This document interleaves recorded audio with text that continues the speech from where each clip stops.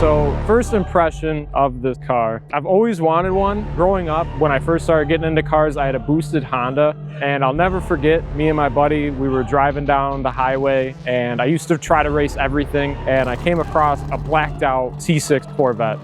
And my buddy in the passenger seat was like, try to race it. And I said, that's not a good idea. And as soon as I said that, the guy dropped it into second gear and just matted it and went completely sideways on the highway. And my buddy's face dropped. I just said, oh shit. And yeah, right then was kind of how I started looking into them, realizing they're a badass car. Just sitting still and looking at the car, you can just tell, despite being almost 20-year-old Chevy, it just has like a supercar look to it. It's got a really long like front section engine hood, two-door with just like the fastback hatch look to it, the way the rear windshield is. Just looking at it, it looks like something that just, it looks like it's going fast sitting still. So when I was looking for a Corvette, I definitely wanted a Z06. The C6 came with just a 7-liter naturally aspirated V8. To me, that in and of itself is impressive and just something absurd and don't see it. But this particular car, what kind of drew me to it is the previous owner did a lot of ZR1 cosmetics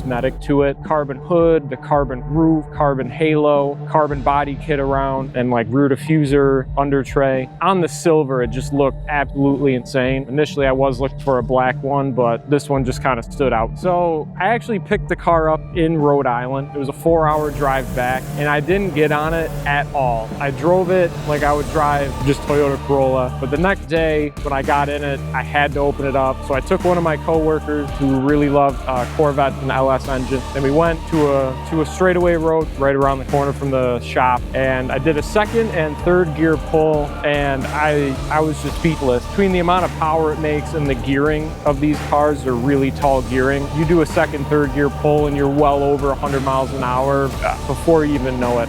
Probably one of the most fun I've had doing a pulling car. So the day I picked it up, I actually had my buddy drive me out to Rhode Island in his C8 Corvette. So the road trip out there, we had the top down most of the time, and it was absolutely awesome. But when we got there, the guy still had it in his garage, and when he backed it out, it just sound of it, how clean it looked, the attention to detail, like just talking to the guy, I could just tell that what I was buying, well taken care of, done right, no corners cut, and then I was definitely getting what I was paying for. So a moment behind the wheel of this car that I still think about, it's honestly my first rear-wheel drive sports car, especially one that makes the amount of power that make. So I was a little hesitant to do like a first gear pull in the car. So the very first time I did it, super memorable. It just car took off. A lot of tire spin, but it was like the perfect balance of spin and traction, where it went a little sideways, just shot off like a missile. Extremely memorable, super fun. So behind the wheel of this car that I never experienced with any of my other cars is no matter where I go, everyone around seems to look at it, like it, want you to rev it, hit it, they yell nice car. I've never had that before. Like my neighbors, like my elderly neighbor, he loves it, gave me a thumbs up. I've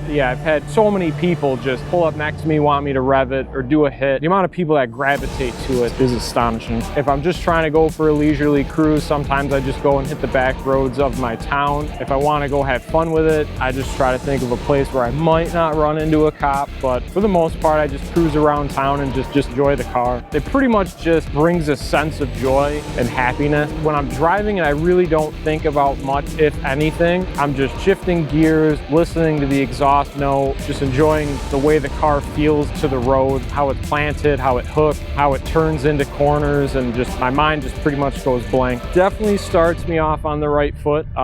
Any bad day could turn into a good day when I get in this car.